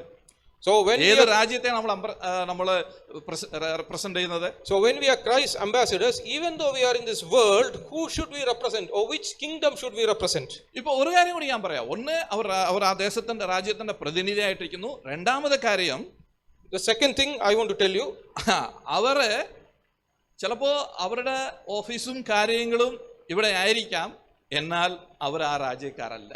so even though the ambassador's office is here, they are not actually citizens of this place. നമ്മുടെ ഇന്ത്യയുടെ ഒരു അംബാസഡറിന്റെ ഓഫീസ് അല്ലെങ്കിൽ എംബസി വെളി രാജ്യത്തിലായിരിക്കുമെങ്കിൽ അവർ ഒരിക്കലും ആ നാട്ടുകാർക്കോ അവിടുത്തെ കാര്യങ്ങളിലോ അവിടുത്തെ വിഷയങ്ങളിലോ ആയിരിക്കത്തില്ല അവർ. So if an Indian ambassador who is abroad, he will not be bothered about the whatever is happening in the host country. He will only be looking at the Indian interests. ഇവിടുത്തെ കാര്യങ്ങൾ, ഇവിടുന്ന് പോയിരിക്കുന്ന അവിടെ ആളുകളുടെ കാര്യങ്ങൾ നോക്കാനായിട്ടാണ് അവർ അവിടെ ആയിരിക്കുന്നത്. So they are looking after the people who have gone from India and settled there. നിങ്ങൾക്കറിയാമോ, ഒരുപക്ഷെ ചിലപ്പോൾ മറ്റേ അയൽ രാജ്യമായിട്ട് ഒരു യുദ്ധം ഉണ്ടായാൽ, എന്തെങ്കിലും ഒരു പ്രശ്നം ഉണ്ടായാൽ എന്ത് ചെയ്യുന്ന അറിയാമോ? അവിടെ ഇരിക്കുന്ന അംബാസഡറെ തിരിച്ച് വിളിച്ചു കഴിഞ്ഞാൽ ആ രാജ്യവുമായിട്ട് ഇനി നമുക്ക് ഒരു ബന്ധവുമില്ല എന്നുള്ളത്. So if we have a war with some country and what we normally do is we recall the ambassador from that country, and that means that we don't have any diplomatic relations with that country anymore. അതുപോലെയാണ് ദൈവത്തിന്റെ ജനമേ, ഞാൻ നിങ്ങളെ ഓർപ്പിക്കുകയാണ്, ആത്മീയമായിട്ട് നമ്മൾ ചിന്തിക്കുമ്പോൾ ദൈവവചനം നമ്മളെ പറയുന്നത് പോലെ നമ്മൾ ഇങ്ങനെയുള്ള ഒരു സ്ഥാനാപതിയായിട്ടാണ് ഈ ഭൂമിയിൽ ഈ ലോകത്തിലായിരിക്കുന്നത്. So you should understand the power that you have as Christ's ambassador in this world. നിങ്ങൾക്ക് ചിന്തിക്കാൻ പറ്റുന്നുണ്ടോ? Can you envision this? നിങ്ങൾക്ക് അത് മനസ്സിലാക്കാനായിട്ട് സാധിക്കുന്നുണ്ടോ? Can you understand this? ഈ രീതിയിൽ നമ്മൾ എപ്പോഴെങ്കിലും ചിന്തിച്ചിട്ടുണ്ടോ? Have you ever thought of it in this way? ഒന്നുകൂടി ചുരുക്കിയപ്പോൾ നമ്മൾ ഈ ഭൂമിയിലായിരിക്കുന്നു എങ്കിലും ഇവിടെയാണ് നമ്മൾ എല്ലാ കാര്യങ്ങളും ചെയ്യുന്നതും ജീവിക്കുന്നതും ഭക്ഷണം കഴിക്കുന്നതും പോകുന്നതും വരുന്നതും ജോലി ചെയ്യുന്നതും എല്ലാം ഈ ഭൂമിയിലാണെങ്കിലും നമ്മൾ ഇവിടുത്തെ ആളുകളല്ല. So we have to realize that even though we are from this world and we are doing all the things from this world, we are not from here. വേറൊരു രാജ്യത്തിന്റെ ആളുകളാ. We are citizens of another kingdom. ആ രാജ്യത്തിന്റെ representative ആയിട്ട്, സ്ഥാനാപതികളായിട്ട് ദൈവം നമ്മളെ ഈ ഭൂമിയിൽ ആക്കി വെച്ചിരിക്കുന്നു. We are being appointed as the ambassadors of that kingdom in this world. അത് എത്ര വലിയ കാര്യമല്ലേ ദൈവമക്കളെ? Isn't that such a big joy? അതിന്റെ ഒരു സീരിയസ്നെസ്, അതിന്റെ ഒരു ഗൗരവം നമുക്ക് മനസ്സിലാക്കാൻ പറ്റുന്നുണ്ടോ? Are you able to envision the power of that? ഞാൻ ഇതിനെപ്പറ്റി ഇങ്ങനെ ചിന്തിച്ചുകൊണ്ടിരിക്കുന്ന സമയങ്ങളിൽ എനിക്ക് ഭയങ്കര ഒരു വ്യത്യാസം. ഞാൻ പലപ്പോഴും വായിച്ചിട്ടുണ്ട്, പക്ഷേ ഇതിന് മെസ്സേജിന് വേണ്ടി ഇങ്ങനെ തയ്യാറാക്കിയപ്പോൾ ഒന്നുകൂടി അത് എന്നെ ബലപ്പെടുത്തുകയായിരുന്നു. So when I started looking into this to prepare this message, it was actually strengthening me so much. പക്ഷെ ചിലപ്പോൾ നമുക്ക് പെട്ടെന്ന് അത് നമ്മൾ ഈ ഭൂമിയിലാണല്ലോ ആയിരിക്കുന്നത്. ഇവിടെ ഇരിക്കുമ്പോൾ നമ്മൾ ഇതിന്റെ കാര്യങ്ങൾ നോക്കുന്നു, ലോകത്തിന്റെ കാര്യങ്ങൾ, നമ്മുടെ ജോലി, നമ്മുടെ കുടുംബം, നമ്മുടേതായ ഫ്രണ്ട്ഷിപ്പ്, നമ്മുടേതായ ആവശ്യങ്ങൾ, നമ്മുടെ ആഗ്രഹങ്ങൾ അനുസരിച്ച് നമ്മൾ ജീവിക്കുന്നു. So when we are in this world, we might sometimes forget this and we look after all the worldly things. പക്ഷെ പലപ്പോഴും നമുക്ക് അതിനെ മനസ്സിലാക്കാൻ അല്ലെങ്കിൽ അംഗീകരിക്കാനായിട്ട് ബുദ്ധിമുട്ടുന്നുണ്ട്. ഈ ലോകത്തോട് അല്ലേ പൗലോസിലെ ഈ ലോകത്തോട് എന്ത് ചെയ്യരുത്, അനുരൂപരാകരുത് എന്ന് പറയുന്നു. But somewhere inside we are finding it very difficult to get along in this world. അപ്പൊ ഈ ഇങ്ങനെയുള്ള കാര്യം ചിലപ്പോ ഈ വചനത്തിൽ നമ്മൾ പറയുന്നുണ്ടല്ലോ, ഈ ലോകത്തെ സ്നേഹിക്കരുത്, അല്ലെങ്കിൽ ലോകത്തോട് ചേർന്ന് നടക്കരുത്. So the word clearly tells us that don't be part of this world or don't try to imitate this world. ഇങ്ങനെയുള്ള വാക്കുകൾ പറയുമ്പോൾ പെട്ടെന്ന് നമുക്ക് മനസ്സിലാകത്തില്ല, ഇത് എന്താ ഇങ്ങനെ പറയുന്നു. So when we hear this, we are thinking, why is it saying like this? ഞാൻ ഈ ഭൂമിയിലാണല്ലോ ആയിരിക്കുന്നത്, ഈ ലോകത്തിലാണ് ആയിരിക്കുന്നത്, അപ്പൊ ഈ ലോകത്തിന്റെ കാര്യങ്ങൾ നമുക്ക് നോക്കാൻ പറ്റത്തില്ലേ? So I am in this world, so why can't I be involved in this world? പക്ഷേ ഈ വാക്യം നമ്മൾ വായിച്ചില്ലേ, 5:20 വായിച്ചിട്ട് അതിന്റെ അടിസ്ഥാനത്തിൽ ഈ വാക്യങ്ങൾ വായിച്ചാൽ, So after reading 2 Corinthians 5:20 and then you think about this, ഇതെല്ലാം മാറും, ഈ നമ്മുടെ ചിന്തകളെല്ലാം മാറും. all these thoughts will go away. എന്താണ് ഈ വചനം അവിടെ? പ്രത്യേകിച്ച് ഒരു കാര്യം ഞാൻ പറയട്ടെ ദൈവമക്കളെ, നമ്മുടെ കൊലോസ്യർക്ക് എഴുതിയ ലേഖനം 3-ാം അധ്യായം അതിന്റെ 1 മുതലുള്ള വാക്യങ്ങൾ ഒന്ന് വായിച്ചു നോക്കി. Colossians 3:1-4. So we'll read from Colossians 3:1-4. Since then you have been raised with Christ, set your hearts on things above, where Christ is seated at the right hand of God. Set your minds on things above, not on earthly things. For you died, and your life is now hidden with Christ in God. When Christ, who is your life, appears, then you also will appear with him in glory. നിങ്ങൾ ഒരു കാര്യം ചെയ്യണം, ചിലപ്പോൾ നിങ്ങൾക്ക് സമയം കിട്ടുമ്പോൾ വൈകിട്ടോ ഈ വചനം ചുമ്മാ ഒന്ന് വായിച്ചു നോക്കണം. So I just request you, whenever you get some free time in the evening or something, you just read through this verse. ഇത് നമുക്കൊന്നും മനസ്സിലാകത്തില്ല. We won't understand this. എന്താ ഇത് നമ്മളോട് പറയുന്നത്? നമ്മൾ അല്ലേ ഉയരത്തിലുള്ളത് അല്ലേ, അവിടെ ഇംഗ്ലീഷിൽ വേറെയാ, മലയാളത്തിൽ ഇച്ചിരി വ്യത്യാസമുണ്ട് അല്ലേ. നമ്മൾ എങ്ങനെ ആയിരിക്കണം? ക്രിസ്തുവിനോട്, ഇവിടെ മലയാളത്തിൽ ഞാൻ വായിക്കാം, ക്രിസ്തുവിനോട് കൂടെ ഉയർന്നെഴുന്നേറ്റിരിക്കുന്നു എങ്കിൽ ക്രിസ്തു ദൈവത്തിന്റെ വലതുഭാഗത്ത് ഇരിക്കുന്നിടമായ ഉയരത്തിലുള്ളത് അന്വേഷിപ്പിക്കും. So here this verse tells us that we should look not at earthly things but things above. ഇവിടെ പറയുന്നത് സെറ്റ് യുവർ ഹാർട്ട്. അപ്പൊ നമുക്കത് സാധാരണമായ ഒരു രീതിയിൽ നിങ്ങൾ ഇങ്ങനെയുള്ള വചനങ്ങൾ വായിച്ചാൽ നമുക്ക് മനസ്സിലാകത്തില്ല. So if you read this kind of verse, normally you will not understand. ഞാൻ എന്തുകൊണ്ട് എൻ്റെ ഹാർട്ട് അങ്ങനെയുള്ള ഉയരത്തിലുള്ള കാര്യങ്ങളിൽ സെറ്റ് ചെയ്യണം? So why should I set my heart on things above? ഉയരത്തിലുള്ളത് എന്തുകൊണ്ട് ഞാൻ ചിന്തിക്കണം? അത് അവിടെയും പറയുന്നു അല്ലേ, set your mind on things above. So why should I think of things above? അങ്ങനെ അപ്പോൾ അത് നമുക്ക് ചിന്തിക്കുമ്പോൾ, ഞാൻ ഇവിടെ ആയിരിക്കുമ്പോൾ എൻ്റെ ചിന്തകൾ അങ്ങനെ ആയിരിക്കും. അപ്പോൾ താഴോട്ട് പറയുന്നുണ്ട് ഈ അധ്യായത്തിൽ എങ്ങനെയായിരിക്കണം, എന്തൊക്കെ ചെയ്യണം, എന്തൊക്കെ ചിന്തിക്കാൻ പാടില്ല, എന്ത് ചിന്തിക്കണം, മുഴുവനും കാര്യങ്ങളും ഈ അധ്യായത്തിൽ പറയുന്നുണ്ട്. So it's all written in the next verses that comes after this. നമ്മൾ ഈ ഒരു വചനം, ഈ ഒരു അധ്യായം ഒരു സാധാരണമായ രീതിയിൽ ഒരു വിശ്വാസിയെന്ന ഒരു ക്രിസ്ത്യാനി നിലയിൽ വായിച്ചാൽ അത്ര പെട്ടെന്ന് മനസ്സിലാകത്തില്ല. So as a mere believer, if you are reading through this verse, we will not understand this. But ഞാൻ പറഞ്ഞില്ലേ, നമ്മൾ ദൈവത്തിന്റെ സ്ഥാനാപതികളാണ്, നമ്മുടെ രാജ്യം വേറെയാണ്. ആ ദൈവം നമ്മളെ ഇവിടെ നമ്മളെ ഒരു റെപ്രസെന്റേറ്റീവായിട്ട് ഇവിടെ ആക്കി വെച്ചിരിക്കുന്നുള്ള ആ മൈൻഡ് സെറ്റോടുകൂടി വായിക്കുമ്പോൾ ഇതിന്റെ അർത്ഥം വ്യത്യാസമായിട്ട്. But if we have the mindset that we are Christ's ambassadors, our citizenship is in the kingdom of heaven, and then read through this word, this will be revealed to us. ഒരു കാര്യം കൂടി ഞാൻ നിങ്ങളെ ഓർപ്പിക്കാനായിട്ട്, ഇത് മനസ്സിലാക്കാൻ വേണ്ടി പോകും. ഒന്ന് യോഹന്നാന്റെ സുവിശേഷം 17-ാം അധ്യായം 18-ാം വാക്യത്തില് യേശു കർത്താവ് ശിഷ്യന്മാർക്ക് വേണ്ടി പ്രാർത്ഥിക്കുന്ന ഒരു കാര്യമുണ്ട്. So in John 17 verse 18, it is said that as you send me into this world, I have sent them into the world. അവിടെ പറയുന്നുണ്ട് അല്ലേ, സ്റ്റെഫി ഒന്ന് വായിച്ചേ ആ വാക്യം. As you send me into the world, I have sent them into the world. നിങ്ങൾ ശ്രദ്ധിച്ചോ, അവിടെ പറയുന്നുണ്ട്, യേശു പറയുകയാണ്, യേശു കർത്താവ് പ്രാർത്ഥിക്കുകയാണ്. ആരോട് പ്രാർത്ഥിക്കുന്നു? പിതാവിനോട് പ്രാർത്ഥിക്കുകയാണ്. പിതാവേ, നീ എന്നെ ഈ ലോകത്തിലേക്ക് അയച്ചതുപോലെ. അത് നമുക്ക് മനസ്സിലാകും അല്ലേ. So we understand what Christ is speaking to God here.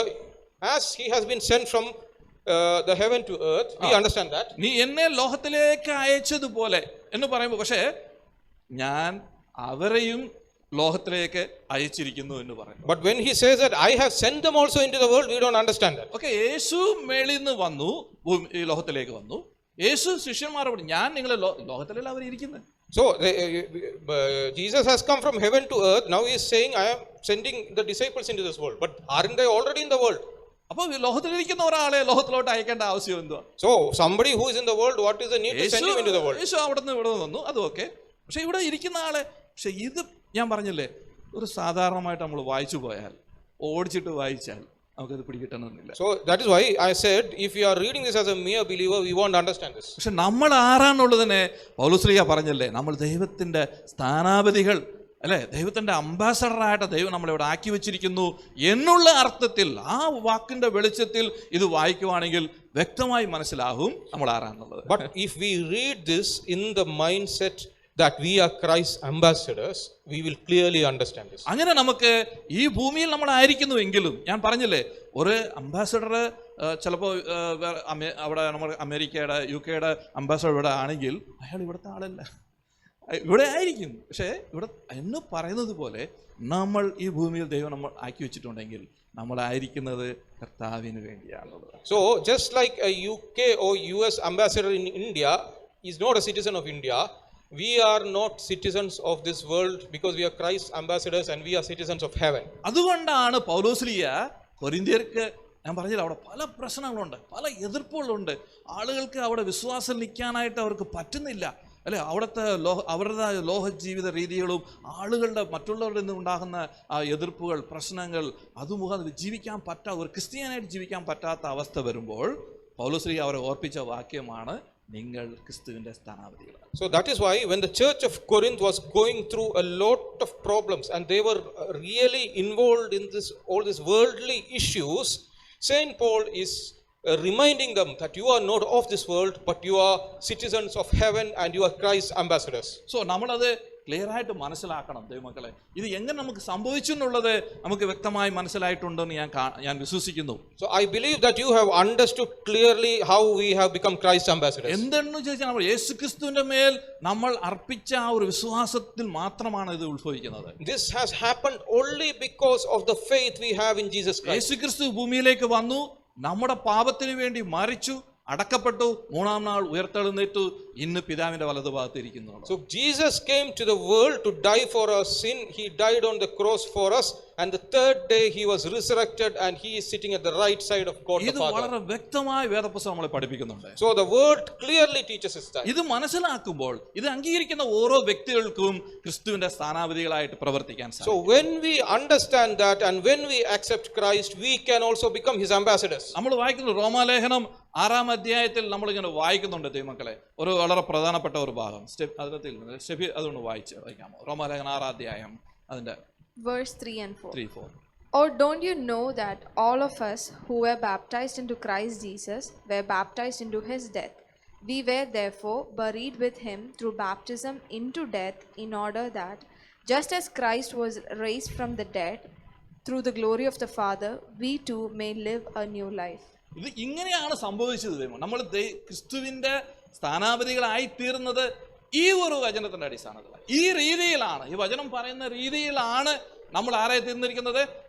ദൈവത്തിന്റെ സ്ഥാനാപതികളായി തീർന്നിരിക്കുന്നത്. So what this verse tells us is that we were baptized into Christ and that is how we have become Christ's ambassadors. അവിടെ പറഞ്ഞു യേശുക്രിസ്തുവിനോട് ചേരുവാൻ സ്നാനമേറ്റ അല്ലേ. പൊതുവെ സ്നാനത്തെ പറ്റി പറയുമ്പോൾ എല്ലാവർക്കും ഒരു പേടിയുണ്ട് അല്ലേ. സ്നാനപ്പെടുമ്പോൾ എന്താ സംഭവം? പക്ഷെ വളരെ സിമ്പിൾ ആണുള്ളത് അല്ലേ. സ്നാനപ്പെടുമ്പോൾ അവിടെ എന്താ സംഭവം? യേശുക്രിസ്തുവിനോടാണ് നമ്മൾ ചേരുന്നത്. So what happens when we are baptized? We are very afraid of this baptism, but really what happens is when we are baptized, we are conjoined with Christ. അതെ, ഒരു സഭയോടോ അല്ലെങ്കിൽ വേറെ സംഘടനയോടോ വ്യക്തികളോടോ ഈ ലോകത്തിന്റെ ഏതോ ഒരു കാര്യത്തോടോ കൂടെ അല്ല നമ്മൾ ചേരുന്നത്.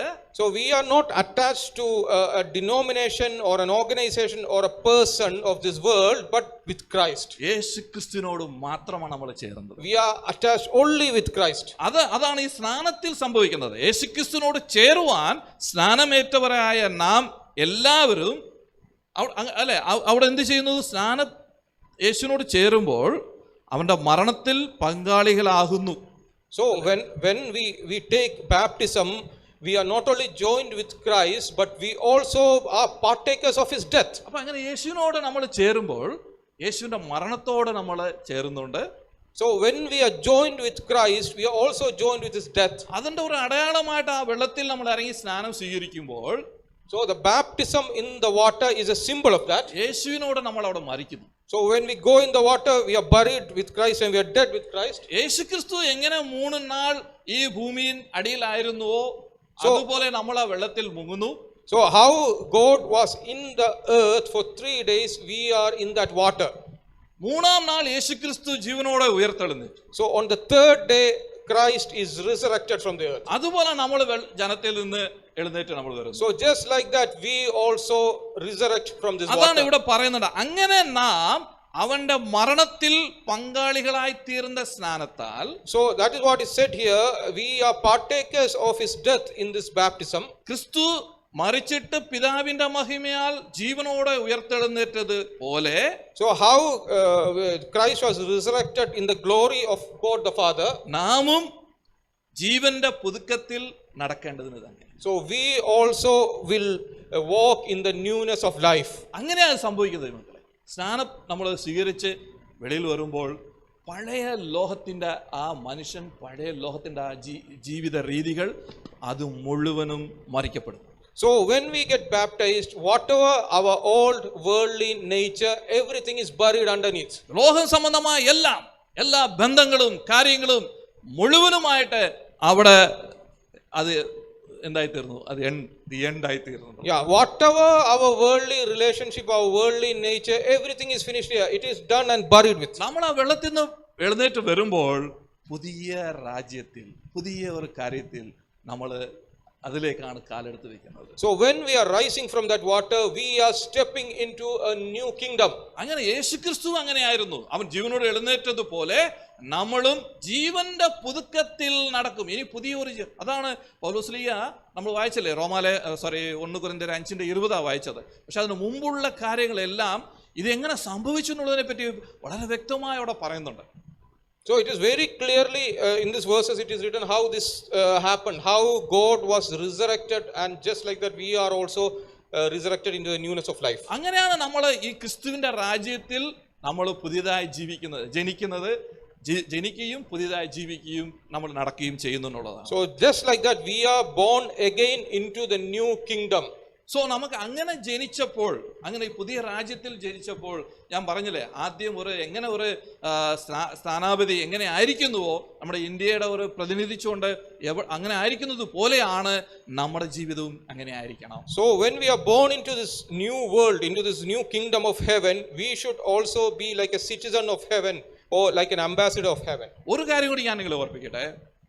Let me remind you one thing. സ്ഥാനാപതി എന്ന നിലയിൽ ആദ്യം നമ്മൾ സ്വയം അതിനെ അംഗീകരിക്കുകയും മനസ്സിലാക്കുകയും ജീവിക്കുകയും ചെയ്യണം. So as an ambassador, first we need to accept that, we need to understand that, and we have to live according to that. മനസ്സിലായോ? Do you understand? ഞാൻ പറഞ്ഞത് പിടികിട്ടിയെന്ന് വിശ്വസിക്കുന്നു ഞാൻ. I hope you understood what I said. നമ്മൾ ആദ്യം അതിനെ അംഗീകരിച്ചില്ലെങ്കിൽ, ഞാൻ first എനിക്ക് അതിൻ്റെതായ ഒരു സീരിയസ്നെസ് വേണം. So first I myself have to accept it in all seriousness. അല്ലേ, ഞാൻ ആക്ച്വലി നമ്മുടെ ചർച്ചിന്റെ ഓഫീസ് സംബന്ധമായ കാര്യങ്ങൾ ഞാൻ നോക്കുന്നു. So I take care of the office administration of this church. അതിന് വരുന്നതിന് മുമ്പ് ഞാൻ ഇവിടെ വന്നിട്ടുണ്ട് ഓഫീസിലെ. Before I was working there, I have come here in the office. അന്ന് ഞാൻ വരും, എന്തെങ്കിലും കാര്യമുണ്ടെങ്കിൽ നോക്കും, സംസാരിക്കും, പോകും. So that time I will just come here, I will just talk to people and I will go. പക്ഷേ ഇവിടെ എനിക്ക് ഓഫീസിലെ ജോലി ചെയ്യാനുള്ള അനുവാദം കിട്ടിയപ്പോൾ, but when I was appointed here into this office, അതിന്റെ മുഴുവൻ ചുമതലയും കാര്യങ്ങളും ഞാൻ ചെയ്യാൻ തുടങ്ങി. So I started taking the responsibility and I started doing all these jobs. ആദ്യം അതിനെ ഞാൻ റെക്കഗ്നൈസ് ചെയ്യുക, അല്ലെ, ഞാൻ അംഗീകരിക്കുക. So first and foremost I myself recognize that and accept that. ഇല്ലെങ്കിൽ നമുക്ക് ദൈവരാജ്യത്തിൽ അങ്ങനെ നമുക്ക് പ്രവർത്തിക്കുവാൻ സാധിക്കത്തില്ല. Otherwise we won't be able to function in the kingdom of heaven. മനസ്സിലായി ഞാൻ പറയുന്നത് അല്ലേ? ആദ്യം നമുക്ക് ഞാൻ വീണ്ടും ജനനം പ്രാപിച്ച ഒരു വ്യക്തി എന്നുള്ള ആ ഒരു ക്രെഡിറ്റ് അല്ലെങ്കിൽ ആ ഒരു ബോധ്യം നമുക്കുണ്ടായിരിക്കണം. So first and foremost we should have the understanding and acceptance that we are a born again person. നമ്മൾ പലപ്പോൾ നമ്മുടെ ജീവിതത്തിൽ തന്നെ നോക്കിയാൽ പല പ്രശ്നങ്ങൾ, കാര്യങ്ങൾ, നമ്മുടെ വ്യക്തിപരമായുള്ള ചില ദേശീയ മത ഇത് അങ്ങനെ നമ്മളെ അസ്വസ്ഥപ്പെടുത്തുന്നത് എന്തുകൊണ്ടെന്നറിയാമോ? So when we look into our lives, we know that a lot of worldly things will disturb us. നമുക്ക് ഇങ്ങനെയുള്ള ആ അറിവ് അല്ലെങ്കിൽ ഇങ്ങനെയുള്ള ചില കാര്യങ്ങൾ നമുക്ക് ഗൗരവമായി കാണാൻ പറ്റാത്തതുകൊണ്ട്. That is because we don't take seriously that our position as ambassadors. നമ്മൾ ആ ഒരു നിലയിൽ നിന്നുകൊണ്ട് ദൈവം നമ്മളെ എങ്ങനെ ആക്കി വെച്ചിരിക്കുന്നു, ദൈവം നമ്മളെ എങ്ങനെ കാണുന്നു എന്നുള്ള രീതിയിൽ കാണാൻ പഠിച്ചാൽ, so we should have that mindset as to where Christ has placed.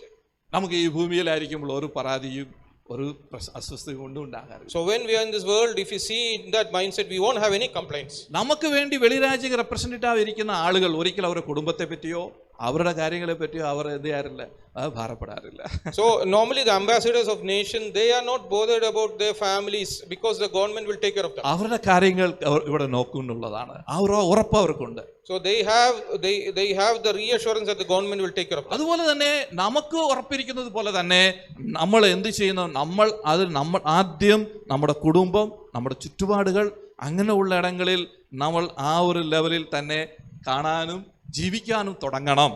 So we have that understanding and we have to live within our family and our neighborhood in that level. ഒരാൾക്ക് അങ്ങനെ സ്ഥാനാപതിയായി post കിട്ടിയാൽ അവരെന്ത് ചെയ്യും, അടുത്ത ദിവസം അവരുടെ ഓഫീസിൽ പോയി, അല്ല ഏതൊരു ജോലിയാണെങ്കിൽ അങ്ങനെയാ, എന്ത് ജോലിയാണെങ്കിൽ നമുക്കൊരു അപ്പോയിൻമെന്റ് ഓർഡർ കിട്ടിയാൽ നമ്മൾ അവിടെ പോയി ആ സീറ്റിൽ പോയിരുന്ന് ആ ജോലി ചെയ്യാൻ തുടങ്ങും. So it's just like any other job. If you get a job as an ambassador, you will go to that office, sit in that seat and start your job. അങ്ങനെ നമുക്ക് ഒരു സ്ഥാനാപതിയാണ്, ദൈവത്തിന്റെ അംബാസഡർ ആണെന്നുള്ള ഒരു ബോധം നമുക്കുണ്ടെങ്കിൽ അത് നമ്മളും നമ്മുടെ ചുറ്റിലിരിക്കുന്ന, പ്രത്യേകിച്ച് നമ്മുടെ കുടുംബം, നമ്മുടെ ഫ്രണ്ട്ഷിപ്പ്, നമ്മുടെ ജോലി സ്ഥലങ്ങൾ, നമ്മൾ ആ പോകുന്ന സ്ഥലങ്ങളിലൊക്കെയും നമ്മൾ ആ ഒരു മനോഭാവത്തോടു കൂടി നടക്കുന്നവരായിരിക്കണം. So wherever we go in our neighborhood, to our relatives, wherever it is, we will be having this mindset as we are ambassadors. So അങ്ങനെ ഇരിക്കുമ്പോൾ നമുക്ക് ചില ഒരു 2-3 കാര്യങ്ങൾ നമുക്ക് അതിൻ്റെതായ ഒരു നമ്മൾ ദൈവത്തിന്റെ അംബാസഡർ എന്ന നിലയിൽ ചില 2-3 കാര്യങ്ങൾ നമ്മൾ സ്ഥിരമായിട്ട് ചെയ്യേണ്ടതായിട്ടുണ്ട്. ആ കാര്യങ്ങളെ പറ്റി ഞാൻ പറയാൻ പോകാം. So there are a few duties as God's ambassadors that we must do. I will just mention it here. ഒന്നാമത്തത് നമുക്ക് എന്തുണ്ടായിരിക്കണം അറിയാമോ, ദൈവവുമായുള്ള നല്ല ഒരു ബന്ധം ഉണ്ടായിരിക്കണം. So first and foremost, we should have a good relationship with God. മനസ്സിലായോ? Hello, Do you understand? കേൾക്കുന്നുണ്ടോ എല്ലാവരും? അല്ലേ, ഒന്നാമത് എന്തുകൊണ്ടായിരിക്കും, ദൈവവുമായുള്ള ഒരു ബന്ധം ഉണ്ടായിരിക്കണം. ദൈവത്തോടുള്ള നല്ലൊരു ശരിക്കുള്ള ഒരു ആത്മബന്ധം നമുക്കുണ്ടായിരിക്കണം. So we should have a very deep relationship with God. ദൈവവുമായി സമയം ചെലവാക്കണം. We should spend a lot of time with God. ദൈവവുമായിട്ട് നമ്മൾ കണക്ട് ചെയ്യപ്പെട്ടവരായിരിക്കണം, അല്ലേ? We should be connected with God. ഞാൻ ഓർക്കുന്നുണ്ട്, എപ്പോഴും കുറേ നാളുകൾക്ക് മുമ്പ് മൊബൈൽ ഫോൺ ആദ്യ സമയങ്ങളിൽ വരുമ്പോൾ നമുക്ക് ഇന്റർനെറ്റിന്റെ ഭയങ്കര ബുദ്ധിമുട്ടായിരുന്നു. So I just remember when mobile phones first arrived, internet was a big issue. 1 GB തന്നെ ഒരു ദിവസം മുഴുവൻ ഉപയോഗിച്ച സമയങ്ങളുണ്ട്, ഒരു ദിവസം. So even one day we use 1 GB. പക്ഷെ ഇപ്പൊ എങ്ങനെയാ? But now how is it? 24 hours Wi-Fi കണക്റ്റഡാ. So 24 hours it's Wi-Fi connected now. Current electricity ഉണ്ടെങ്കിൽ അല്ലേ, there is electricity. എപ്പോ വേണമെങ്കിലും എനി ടൈം ഇന്റർനെറ്റുമായിട്ട് connect. So anytime we can connect to the internet. അങ്ങനെയാണ് ഇത് പ്രവർത്തിച്ചുകൊണ്ടിരിക്കുന്നത്. അപ്പോൾ അതുപോലെ നമ്മൾ ദൈവവുമായുള്ള ബന്ധം ഒരു സ്ഥാനാപതി എന്ന നിലയിൽ നിരന്തരം ഉണ്ടായിരിക്കണം. So just like a Wi-Fi connection, we should always be connected to God as an ambassador. എങ്കിൽ മാത്രമാണ് നമുക്ക് ഒരു സ്ഥാനാപതി എന്ന നിലയിൽ ആ സ്ഥലത്ത് നമുക്ക് പ്രവർത്തിക്കാൻ സാധിക്കത്തുള്ളൂ. So only then we will be able to effectively function as an ambassador to Christ. രണ്ടാമതായിട്ട് നമ്മൾ എങ്ങനെയുള്ളവരായിരിക്കണം, റിലേഷൻഷിപ്പ് വിത്ത് പീപ്പിൾ, അല്ലെ, ജനങ്ങളുമായുള്ള ഒരു ബന്ധം നമുക്ക് എപ്പോഴും ഉണ്ടായിരിക്കണം. Secondly, we should have relationship with people. അല്ലെ, നമ്മൾ റെപ്രസെന്റ് ചെയ്യുന്ന ജനങ്ങൾക്ക് വേണ്ടിയാണ്. So we have been sent as ambassadors in the midst of people. മറ്റുള്ളവരുമായിട്ട് ബന്ധപ്പെടുവാൻ നമ്മൾ എപ്പോഴും തയ്യാറായിരിക്കണം. We should be ready to connect and engage with people. നമ്മുടെ ചുറ്റും നടക്കുന്ന കാര്യങ്ങളെ പറ്റിയുള്ള അറിവ് നമുക്ക് ഉണ്ടായിരിക്കണം. We should be aware of whatever is happening around us. അതിനെപ്പറ്റി കാണാനുള്ള കാഴ്ചപ്പാട് നമുക്ക് ഉണ്ടായിരിക്കണം. We should have the vision to see that. ഒരു അംബാസഡർ ചുമ്മാ അങ്ങനെ ഒരു വീട്ടിലെ എനിക്ക് നല്ല ഒരു സുഖകരമായ ഒരു ജോലി കിട്ടി എന്ന് പറഞ്ഞ അയാൾ അവിടെ ആ റൂമിലകത്ത് അവിടെ പോയി ഇരുന്ന് സ്വസ്ഥമായിരിക്കത്തില്ല. An ambassador will not just sit in his office and relax. അയാൾ എപ്പോഴും അവർക്ക് മേലൊരു വാച്ച് ഉണ്ടായിരിക്കും. അവിടെ ഇരിക്കുന്ന ജനങ്ങൾ, അവിടെ നടക്കുന്ന കാര്യങ്ങൾ,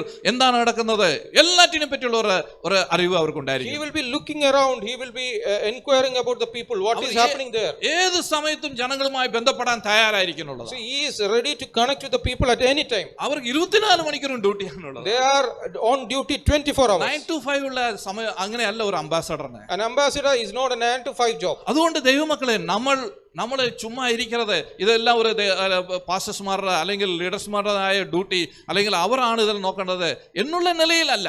So as believers, we should not just sit simply and think that okay, this pastors or elders will do all this job. നമ്മൾ അതിൻ്റെതായ ഉത്തരവാദികളാണ് ഇവിടെ നടക്കുന്ന ഓരോ കാര്യങ്ങളും. We are also responsible for each and every function that happens in the church. സഭയിൽ ചില കാര്യങ്ങൾ, ചില ആക്ടിവിറ്റീസ് നമ്മൾ ഉണ്ടാകുമ്പോൾ അതിനോട് നമ്മൾ ചേർന്നാൽ മതി, അല്ലെങ്കിൽ അതിനെന്തെങ്കിലും പൈസ കൊടുത്താൽ മതി, അല്ലെങ്കിൽ അതിനെപ്പറ്റി നമ്മൾ എന്തെങ്കിലും ഒന്ന് ജസ്റ്റ് അവരുടെ കൂടെ പോയിട്ട് വന്നാൽ മതി എന്നുള്ള നിലയിൽ കാൽ ഉപരിയായി.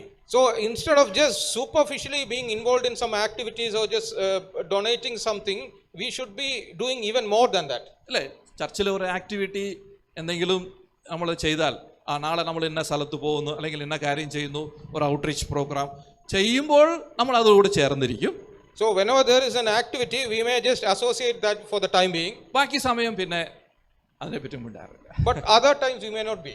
ബട്ട് ഒരു ദൈവത്തിൻ്റെ സ്ഥാനാപതി എന്ന നിലയിൽ നമ്മളെ ദൈവം ആക്കി വെച്ചിരിക്കുന്ന സ്ഥാനത്ത്, നമ്മളെ എവിടെ ജോലി, നമ്മുടെ എവിടെയാണ് താമസിക്കുന്നത്, അതിൻ്റെ ചുറ്റുപാടിലുള്ള കാര്യങ്ങളെപ്പറ്റി നമുക്ക് നല്ല ഒരു ബോധമുണ്ടായിരിക്കണം. But as an ambassador of Christ, wherever we have been appointed, we should know what is happening there. നമ്മുടെ ജോലി അല്ലെങ്കിൽ നമ്മുടെ സാഹചര്യങ്ങൾ, നമ്മുടേതായ ചില ശാരീരികമായ ചില പ്രയാസങ്ങൾ കൊണ്ട് നമുക്ക് അതിൻ്റെതായ ബുദ്ധിമുട്ടുണ്ടായിരിക്കാം. So we may have some problems, we may have issues regarding our health or finance or whatever it is. അതിന് നമ്മൾ പരിഗണിക്കണം. We should take care of that also. But എന്നിരുന്നാലും നമുക്ക് ഇതിനെ പറ്റിയുള്ള ഒരു അവയർനെസ് ഉണ്ടായിരിക്കും. But even then we should be aware that we are ambassadors. ഏറ്റവും കുറഞ്ഞത് നമ്മൾ നിരന്തരമായി പ്രാർത്ഥിക്കുന്നവരായിരിക്കണം. On the very least, we should be somebody who prays incessantly. ദൈവമക്കളെ, ഞാൻ അധികം പറയേണ്ട ആവശ്യമില്ല.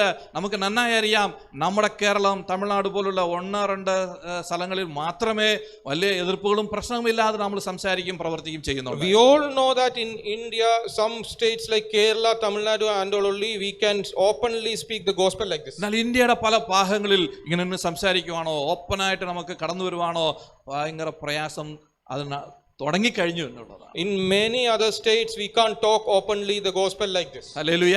Hallelujah. കേൾക്കുന്നുണ്ടോ? Are you with me? ഇവിടെയും അല്ലേ താമസിയാതെ ഉണ്ടാകുമെന്നുള്ള യാതൊരു സംശയം. So we know that in the near future, this will be the case here also. അന്ത്യകാലമാണ്.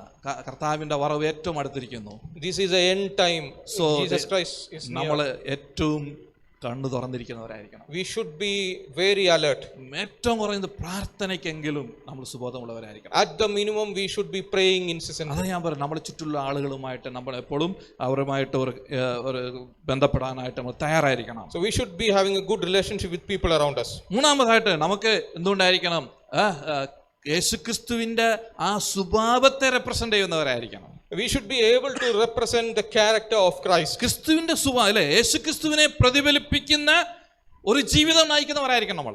Our life should remind other people of the life of Christ. അങ്ങനെയാണ് നമ്മൾ സ്ഥാനാപതികളായിട്ട് പ്രവർത്തിക്കുന്നത്. That is how we should be ambassadors. അല്ലെങ്കിൽ അധികാരം ഉപയോഗിച്ചുകൊണ്ടല്ല, ഞാൻ സ്ഥാനാപതിയാണ് കേട്ടോ, ഞാൻ നീ ഇത് ചെയ്യ, അങ്ങനെ ചെയ്യല്ല. It is not by using any authority as an ambassador. യേശുവിന്റെ ആ ഒരു സ്വഭാവം, യേശുവിന്റെ രീതി, യേശുവിന്റെ ആ സ്നേഹം, യേശുവിന്റെ താഴ്മ, അത് നമ്മുടെ ജീവിതശൈലിയിൽ അത് പ്രതിഫലിപ്പിച്ചുകൊണ്ട് Our life should reflect Jesus' humility, His love, His selflessness. അങ്ങനെ ഇരുന്നുകൊണ്ടാണ് നമ്മൾ ഈ സ്ഥാനാപതികളായിട്ട് പ്രവർത്തിക്കേണ്ടത് ഈ ദേശത്ത്. In this respect only we should be working as ambassadors. അത് ഏറ്റവും അത്യാവശ്യമുള്ള കാര്യങ്ങളാണ് കരുണ, ദയ, അല്ലേ? അങ്ങനെയുള്ള കാര്യങ്ങൾ അവരോട് വളരെ സമാധാനത്തോട് സംസാരിക്കുകയും അങ്ങനെ ആ ഒരു സ്വഭാവം നമ്മൾ എപ്പോഴും കാണിക്കാൻ തയ്യാറുള്ളവരായിരിക്കാം. So for that we should have qualities like mercy, kindness, generosity. അങ്ങനെയുള്ളവർ. അതാണ് മൂന്നാമതായിട്ട്. നാലാമത്തെ ഒരു കാര്യം കൂടി ഞാൻ നിങ്ങളെ ഓർപ്പിക്കട്ടെ. So the fourth point, let me just remind you. ഈ ദൗത്യമാണ് നമുക്ക് ഏറ്റവും പ്രധാനപ്പെട്ട കാര്യം. This is the most important thing. നമ്മൾ വായിച്ച 2 കൊരിന്ത്യർ 5:20 അവിടെ പറയുന്നുണ്ട് അല്ലെ, അതുകൊണ്ട് ദൈവം ഞങ്ങളിലൂടെ തൻ്റെ അഭ്യർത്ഥന നടത്തുന്നത് പോലെ ഞങ്ങൾ ക്രിസ്തുവിന്റെ സ്ഥാനാപതികളായിട്ട് അവരോട് നമ്മൾ എന്ത് ചെയ്യണം? അപേക്ഷിക്കുകയാണ് ചെയ്തത്. So ദൈവത്തോട് നിറന്നുകൊള്ളുവീൻ എന്ന് നമ്മൾ എന്ത് ചെയ്യണം? അപേക്ഷിക്കുകയാണ് ചെയ്യുന്നത്. So just like in 2 Corinthians it is written, as through God we are making this appeal through us. We are making an appeal to them. 5:20 ഒന്നുകൂടി വായിക്കാമോ സ്റ്റെഫി? അവിടെയാണ് നമ്മൾ തുടങ്ങിയത്. 5:20. We are therefore Christ's ambassadors, as though God were making his appeal through us. We implore you on Christ's behalf, be reconciled to God. അവിടെ അല്ലേ യേശുക്രിസ്തുവിന് വേണ്ടി അധികാരം ഉപയോഗിക്കല്ല, അവർ എന്ത് ചെയ്യുന്നു? അപ്പീൽ ചെയ്യുന്നു അല്ലേ, അവർ ഇങ്ങനെ യാചിക്കുന്നത് പോലെ അല്ലേ. Yeah, we are not using authority on behalf of Christ, but we are appealing or we are requesting. എന്താണ് പറയുന്നത്? ഒറ്റ കാര്യമേ ഉള്ളൂ. We are only asking them one thing. അധികം കാര്യങ്ങളൊന്നും ഇല്ല. There is nothing much. അത് ചെയ്ത് അങ്ങനെ ഒന്നും അവരെ നമ്മൾ ഭാരപ്പെടുത്തേണ്ട ആവശ്യമില്ല. We are not giving them a list of big do's and don'ts. ഒറ്റ കാര്യം മാത്രം. Just one thing. എന്താണ് ചെയ്യേണ്ടത്? Be reconciled to God. ദൈവവുമായിട്ട് നിറന്നുകൊള്ളുവീൻ.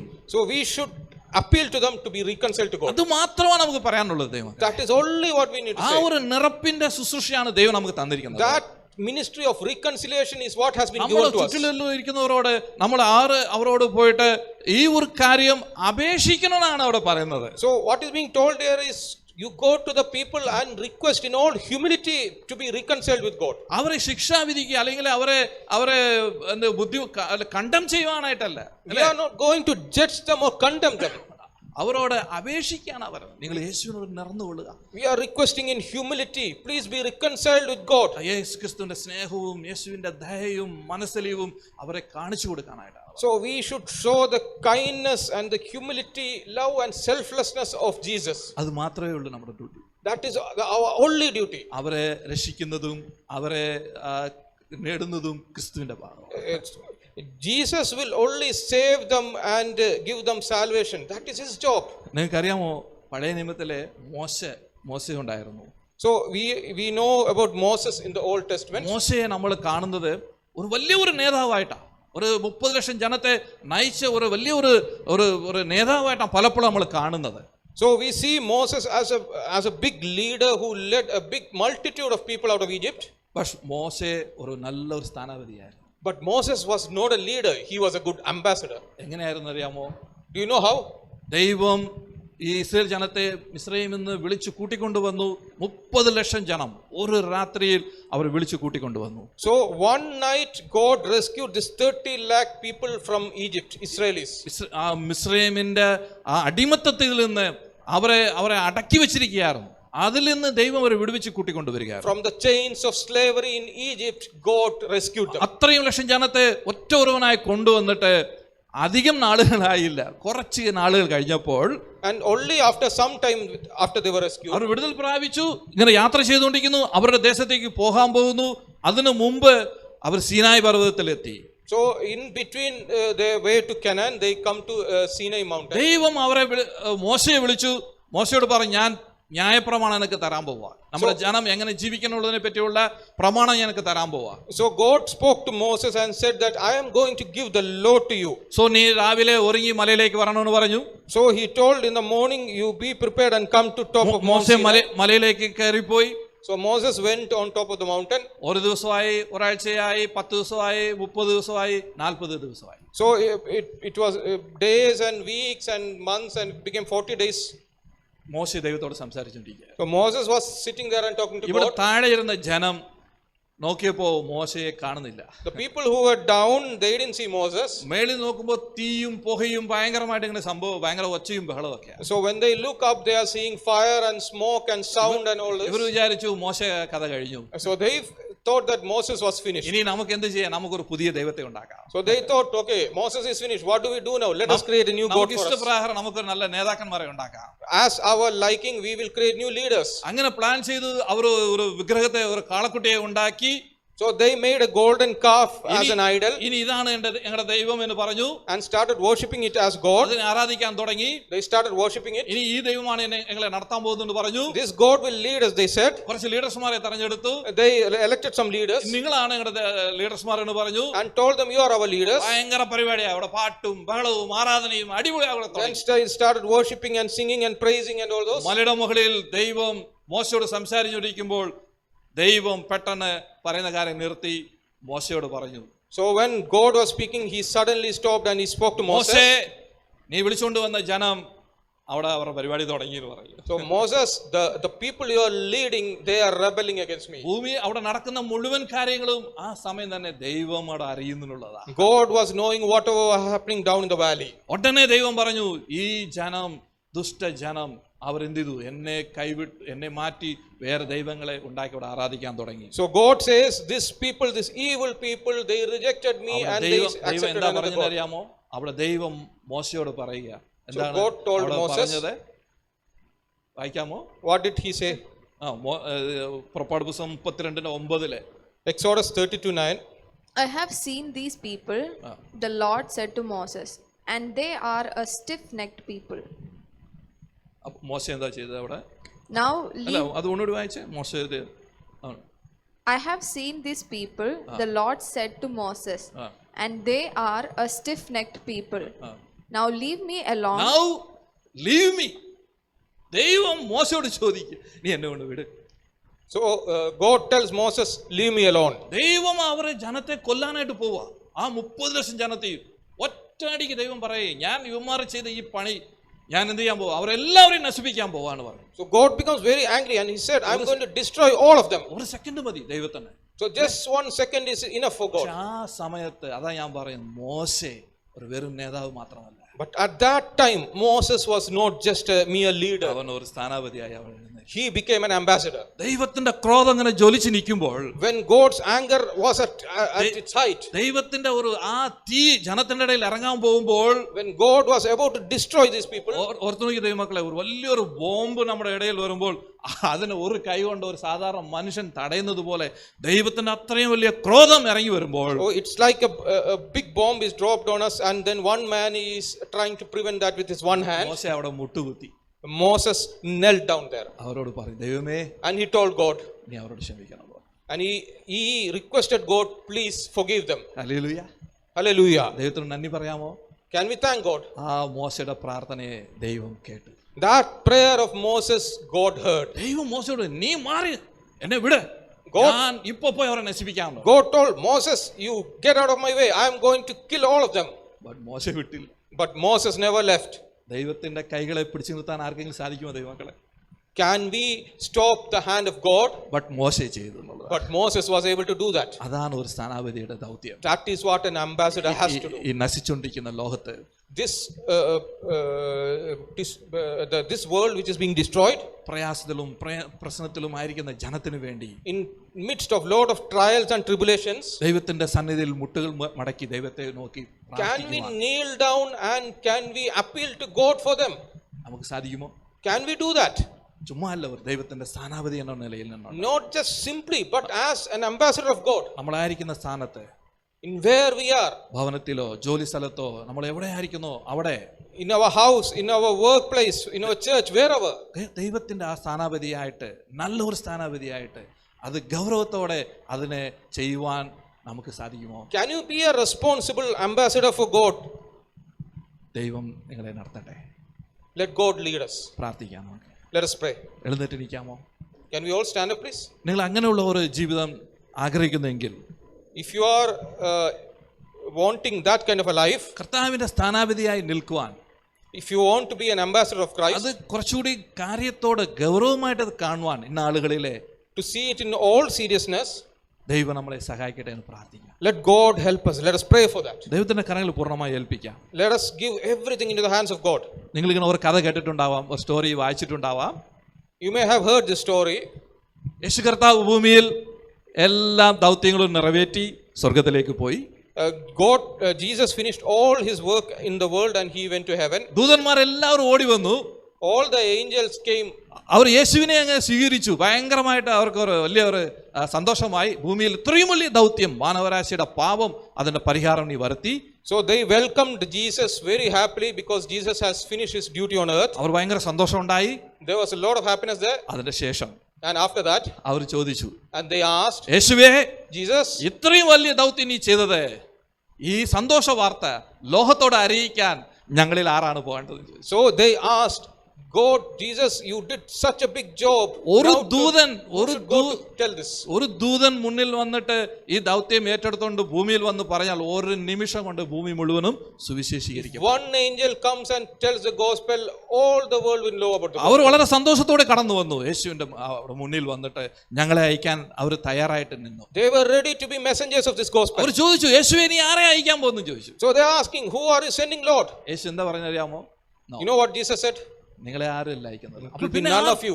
ആരായിരിക്കും ഈ സത്വർത്തമാനം അവരെ അറിയിക്കണ്ടേ, ഈ ലോകം അറിയണ്ടേ എന്ന് ചോദിച്ചു. So who will go and tell the gospel? യേശു പറഞ്ഞു, ഞാൻ എൻ്റെ കൂടെ 12 പേരുണ്ടായിരുന്നു ഭൂമിയിൽ. So Jesus told, I had 12 disciples on the earth. അതിലൊരുത്തൻ മരിച്ചുപോയി. One fellow already dead. ഞാൻ അവരോട് ഈ സദ്വർത്തമാനം ഏൽപ്പിച്ചിട്ടുണ്ട്. So I have told them, please go and tell the gospel. അവരായിരിക്കും ഇത് ചെയ്യാൻ പോകുന്നത്. They are the ones who are going to do this. ആരും പോകണ്ടെന്ന് പറഞ്ഞു. Nobody else need to go. സ്വർഗ്ഗത്ത് ഭയങ്കര നിശബ്ദമായി. There's a big silence in heaven. അപ്പോൾ അവർ ദൂതൻ ചോദിച്ചു, ഒരു പക്ഷേ അവർ ചെയ്തില്ലെങ്കിൽ So the one angel asked, if they don't do this, എന്തായിത്തീർ? what will happen? എന്തായിത്തീർ? What will happen? കർത്താവ് ഒന്നും പറഞ്ഞില്ല, മിണ്ടിയില്ല. Jesus never said anything. Just went. Praise the Lord. Praise the Lord.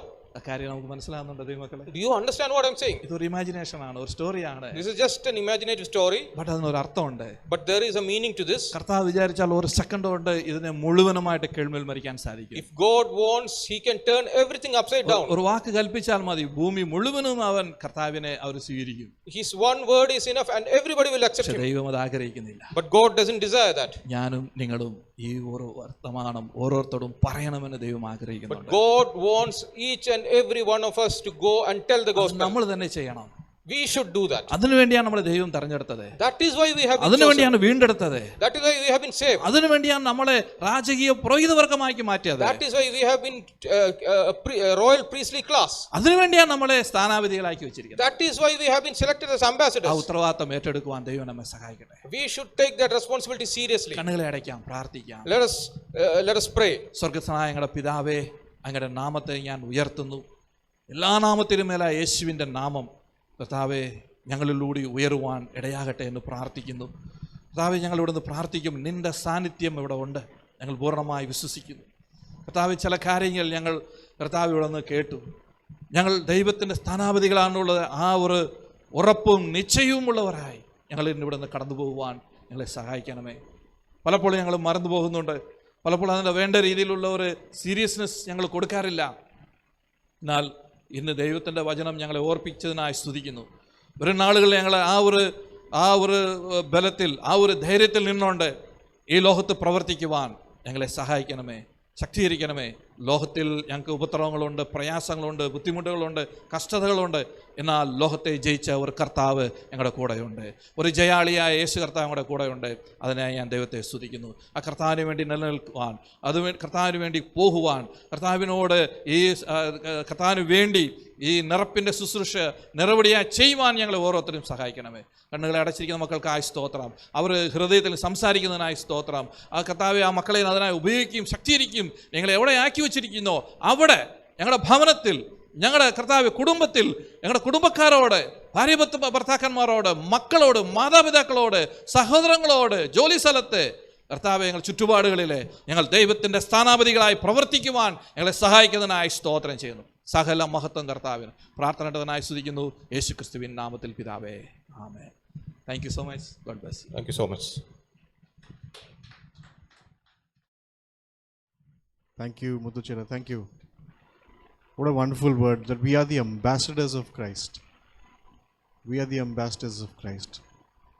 What a privilege it is that we can carry God's word and we could be God's instrument of change in our own sphere of influence, in our own communities, to our own families.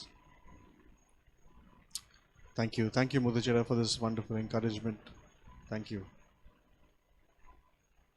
Shall we just close in prayer?